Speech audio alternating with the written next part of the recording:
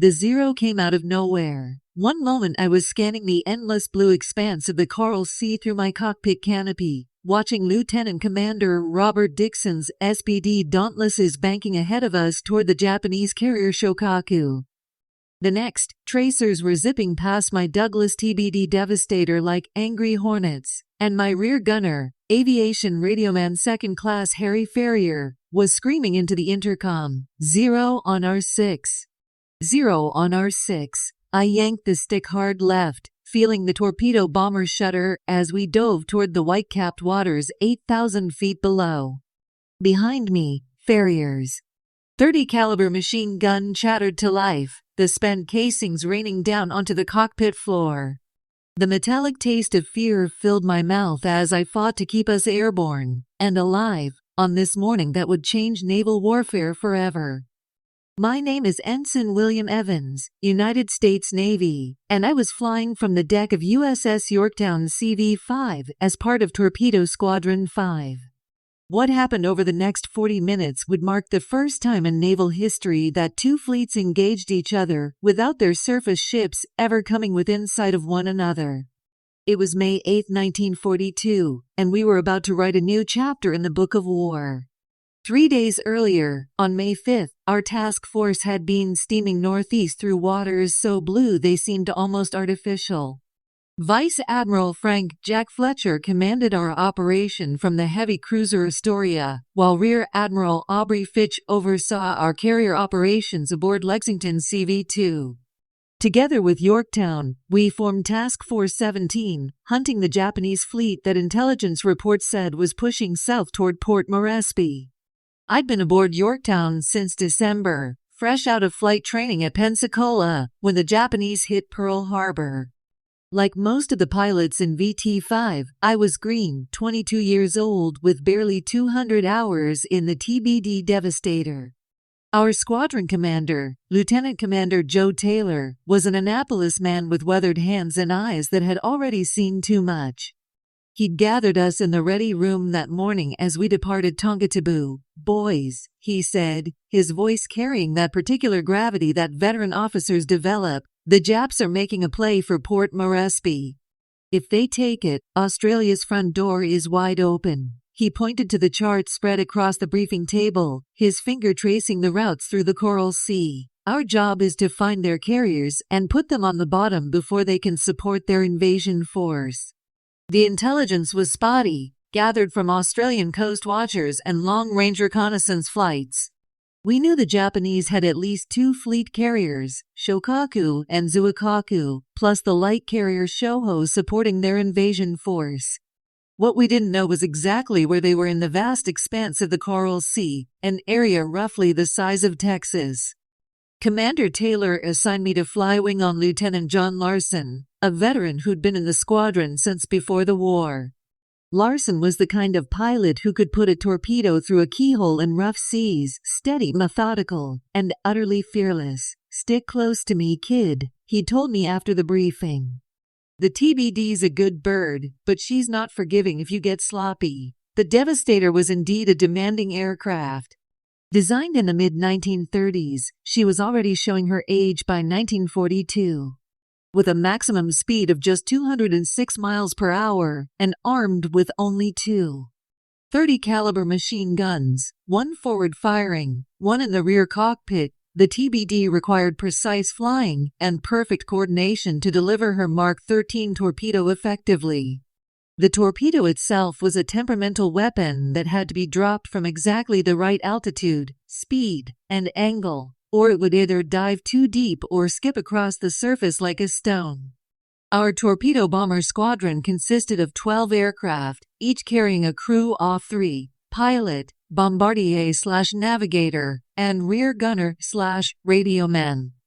My bombardier was aviation machinist mate 3rd class Robert Brazier, a quiet kid from Ohio who could calculate attack angles in his head faster than most men could work a slide rule. Ferrier, my radioman, was from Nebraska corn country and had joined the Navy to see the world. He was getting more of an education than he'd bargained for. On May 6th, we'd tangled with the Japanese for the first time when our search planes located their invasion force. The light carrier Shoho was providing air cover for the transports and cruisers heading for Port Moresby. At 1100 hours, we launched everything we had, dive bombers, torpedo planes, and fighters, in the first major carrier strike of the Pacific War. I hadn't been assigned to that mission, instead flying combat air patrol over our task force, while Lieutenant Commander William Alt led our squadron against Shoho. When our strike group returned, the stories they told seemed almost too incredible to believe. The Japanese carrier had been caught completely by surprise, her flight deck crowded with aircraft being refueled and rearmed. Our SBD Dauntlesses had plastered her with 1,000-pound bombs while the torpedo planes, including several from our squadron, had put fish in her sides. Lieutenant Bob Larson had been in the thick of it. She went down in 13 minutes, he told us in the ready room afterward, his flight suit still damp with sweat. 13 minutes from the first bomb hit to when she slipped under. I've never seen anything like it. He paused, staring at his hands. The whole sea was covered with oil and debris. Japanese sailors in the water, some of them on fire. Commander Dixon, leading the dive bombers, had radioed back the now famous words, "Scratch one flat top." Dixon to carrier, "Scratch one flat top." It was the first Japanese aircraft carrier sunk by U.S. forces, but we all knew it was just the opening round. The big carriers, Shokaku and Zuikaku, were still out there somewhere, and they wouldn't be caught napping. That evening, as Yorktown and Lexington maneuvered through the darkening seas, Captain Elliot Buckmaster addressed the ship's company over the intercom. His voice was calm but carried an undercurrent of tension that we all felt. "Men of Yorktown, today we struck a blow against the enemy. Tomorrow, they'll be looking to return the favor. Stay alert, stay ready, and remember your training." May 7th dawned overcast, with broken clouds at 2,500 feet and visibility limited by intermittent rain squalls. The barometric pressure was falling, and the seas were building, typical weather for the Coral Sea in autumn. We'd been at general quarters since 0530, waiting for the search planes to report contact with the main Japanese force. At 0815, Lieutenant Commander Robert Dixon's search plane from Lexington reported 2 carriers and 4 heavy cruisers bearing 028 degrees, distance 175 miles. The report crackled through the ship's speakers. 2 carriers and 4 heavy cruisers bearing 028, distance 175 miles. The ready room erupted in controlled chaos as pilots grabbed their charts and began plotting courses and fuel calculations. Commander Taylor's voice cut through the noise. "This is it, boys. Full deck load, every torpedo we've got." He looked around the room, making eye contact with each of us. "The Japanese know where we are too. This is going to be a slugfest." At 0925, the order came down from Admiral Fletcher, "Launch the attack." On Yorktown's flight deck, plane handlers pushed our TBDs into position while ordnance men made final checks on the Mark 13 torpedoes slung beneath our fuselages. Each torpedo weighed 2,216 pounds and carried a 600-pound Torpex warhead, enough explosive power to break the back of a heavy cruiser if it hit in the right spot. I ran through my pre-flight checklist with mechanical precision, trying to keep my nervousness from showing. The R-1830 twin Wasp engine turned over with a satisfying roar, and all my instruments showed normal readings. In the rear cockpit, Ferrier tested his radio equipment while Brazier checked his navigation instruments and torpedo release controls. Lieutenant Larson's aircraft was spotted directly ahead of mine, and I could see him through his canopy, adjusting his seat and checking his oxygen mask. At 28, he was ancient by squadron standards, a Mustang officer who'd worked his way up from enlisted ranks.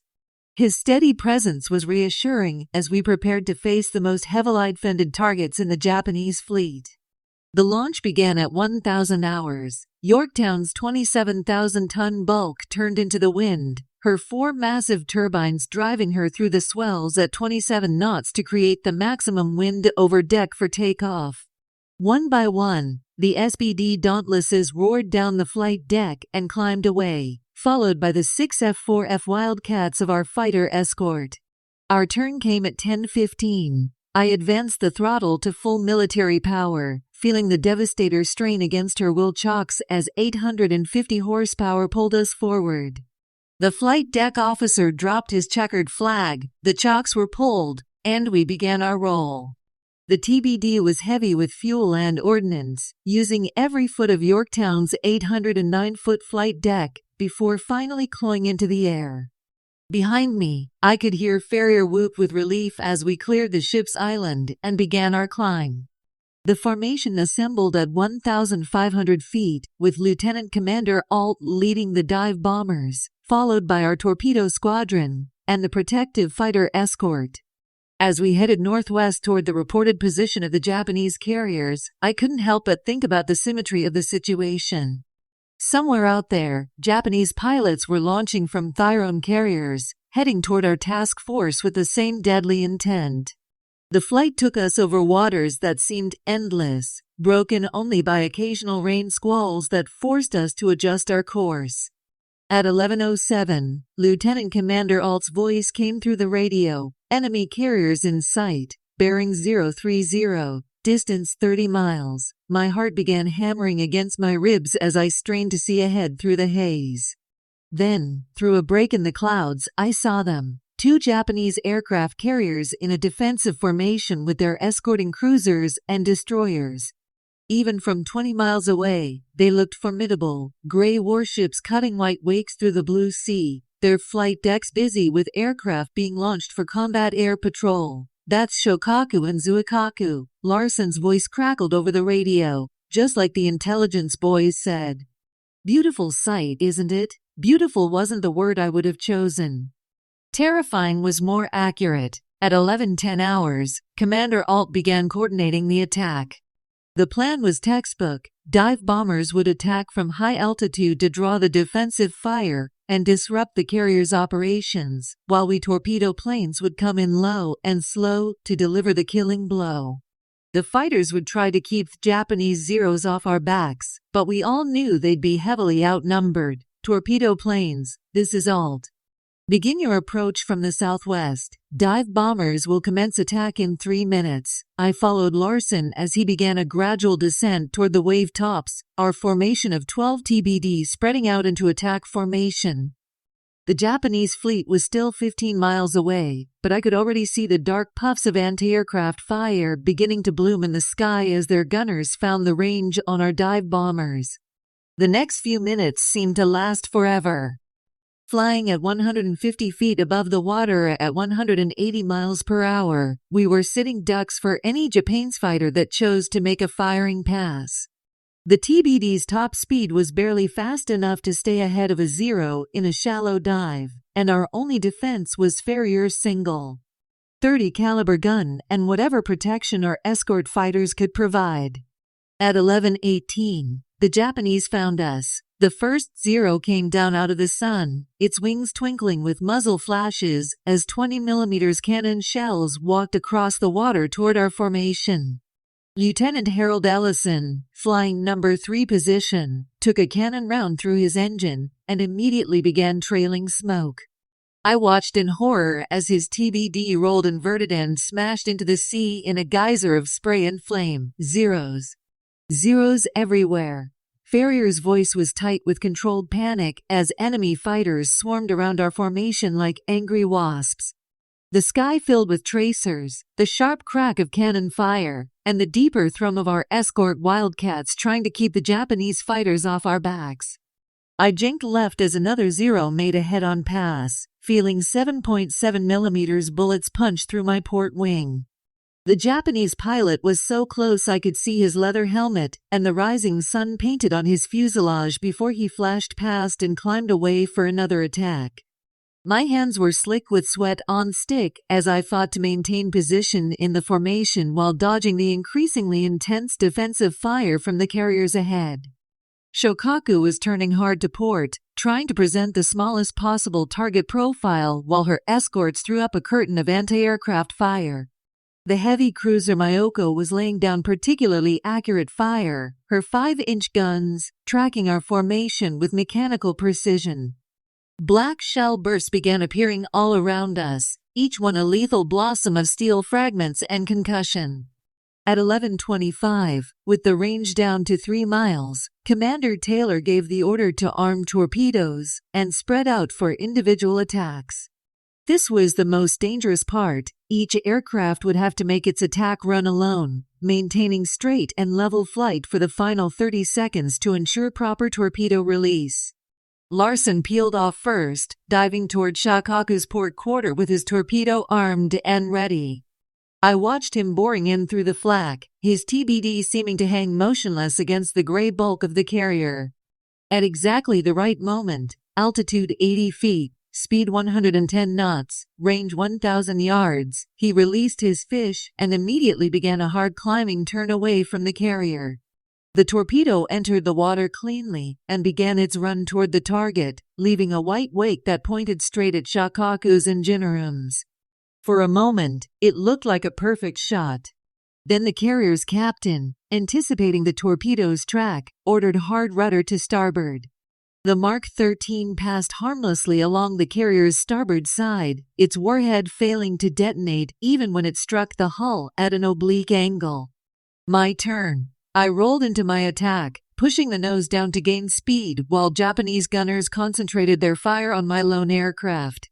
The world became a tunnel of tracers and shell bursts as I closed the distance to Zuikaku, her flight deck growing larger in my windscreen with each passing second. "Steady as she goes," Brasher called over the intercom, his voice professionally calm despite the chaos around us. "Range 1,500. 1,000. Torpedo armed and ready." A-0 made a diving pass from my starboard side, its cannon shells walking across the water directly in front of my propeller arc. I couldn't deviate from my course, not this close to release, so I flew straight through the enemy fire, feeling the Devastator shudder as bullets and shell fragments found their mark. 800 yards, 600. Release torpedo. Brasher's finger found the release button, and I felt the aircraft jump upward as 2,200 pounds of torpedo dropped away from our belly. Immediately I hauled back on the stick and kicked left rudder, putting the TBD into the steepest climbing turn the old bird could manage while Ferrier emptied his ammunition pan at a pursuing zero. Behind me, my torpedo was running hot, straight, and normal toward Zuikaku's starboard beam. The Japanese carrier was turning hard to port, but my fish looked like it had a good intercept angle. I held my breath, counting the seconds until impact. 20, 15, 10, 5. The torpedo struck Zuikaku amidships with a flash of white, lightened a towering column of water and debris. Even from 2 miles away, I could hear the dull boom of the explosion echoing across the water. Black smoke began pouring from the carrier's starboard side as damage control parties raced to contain the flooding. "Got her," Ferrier shouted over the intercom. "Dead center hit," but there was no time to celebrate. Japanese fighters were still swarming around our formation, and several of our aircraft were already down. Lieutenant Tom Ramsey's TBD was spinning toward the sea with one wing shot away, while Ensign Johnny Myers was nursing his badly damaged aircraft toward the dubious safety off a rain squall. The return flight to Yorktown was a nightmare of battle damage and fuel starvation. Of the 12 TBDs that had launched for the attack, only 7 were still airborne, and most of those were shot full of holes. My own aircraft had taken hits in both wings and the tail, with hydraulic fluid leaking steadily onto the cockpit floor. The engine was running rough, missing on at least one cylinder, and our fuel gauge showed barely enough gasoline to make it home. Behind us, the Japanese carriers were still burning. Shokaku had taken 3 bomb hits from our dive bombers in addition to my torpedo, and intelligence reports later confirmed she was so badly damaged that she had to withdraw from the battle and return to Japan for repairs.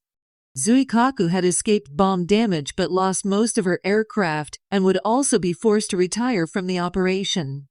The flight back to our task force took 45 minutes, during which we maintained strict radio silence to avoid giving away our position to Japanese search planes. The weather was deteriorating, with solid overcast at 1,500 feet and rain squalls reducing visibility to less than 5 miles. Several times I lost sight of the other aircraft in our formation and had to navigate by dead reckoning, hoping my compass heading was accurate enough to find the task force. At 13:02, Ferrier picked up Yorktown's homing beacon on his radio direction finder. "I've got the ship," he reported, relief evident in his voice. "Bearing 180, signal strength 3. 20 minutes later, we spotted the distinctive silhouettes of our carriers and their escorts on the horizon. But even as we approached for landing, we could see that the Japanese had found our task force too. Smoke was rising from Lexington's flight deck, and several destroyers were maneuvering at high speed, their anti-aircraft guns still firing at the last of the retiring Japanese attack planes. The landing on Yorktown was routine despite our battle damage, a tribute to the skill of our landing signal officer and the professionalism of the flight deck crew. As our TBD rolled to a stop and the engine finally quit, I sat in the cockpit for a moment, suddenly aware of how exhausted I was. My flight suit was soaked with perspiration, and my hands were shaking with residual adrenaline. "Nice flying, Mr. Evans," Ferrier said as we climbed out of the aircraft. "That was one hell of a torpedo run." The flight deck was controlled chaos as aircraft were struck below for repairs and refueling. Damage reports were coming in from all over the task force. Lexington had been hit by 2 torpedoes and 3 bombs, but her damage control parties were getting the fires under control, and she was maintaining formation speed. Several of our escort vessels had taken hits as well, but nothing that would put them out of action. In the ready room, Commander Taylor was tallying our losses. Of the 12 TBDs that had launched, 5 had been shot down during the attack. 21 American naval aviators had died in those few minutes over the Japanese fleet, good men like Harold Ellison and Tom Ramsey vowed never see home again. The cost of our success was written in empty chairs and silent lockers. "Gentlemen," the commander said, his voice heavy with fatigue and loss, "you've participated in something unprecedented today. For the first time in naval history, 2 fleets have fought a major battle without their surface ships ever sighting each other. You've proven that the aircraft carrier is now the dominant weapon of naval warfare, but the battle wasn't over." Even as we debriefed and tried to process what we'd experienced, damage control parties aboard Lexington were fighting a losing battle against secondary explosions caused by aviation gasoline vapors. At 14:45, the order came to abandon ship as the great carrier, Lady Lex to her crew, was consumed by uncontrollable fires. I watched from Yorktown's flight deck as our escort destroyer Phelps put torpedoes into Lexington's hull, sending her to the bottom of the Coral Sea in a pillar of flame and smoke. 36 aircraft and 216 men went down with her, more good Americans who would never see home again. The Battle of the Coral Sea officially ended on May 8, 1942, with both fleets withdrawing from the area. In terms of ships sunk and aircraft lost, the Japanese could claim a tactical victory. They had sunk a fleet carrier and destroyed more of our planes than we had destroyed of theirs. But strategically, the battle was a decisive American victory. The Japanese invasion of Port Moresby was called off. More importantly, both Shokaku and Zuikaku were too damaged or depleted to participate in the upcoming Battle of Midway, where their absence would prove crucial to American victory. The myth of Japanese naval invincibility had been shattered by a handful of obsolete torpedo planes and their determined crews. In the days that followed, as Yorktown limped back to Pearl Harbor for repairs, I had time to reflect on what we'd accomplished and what it had cost.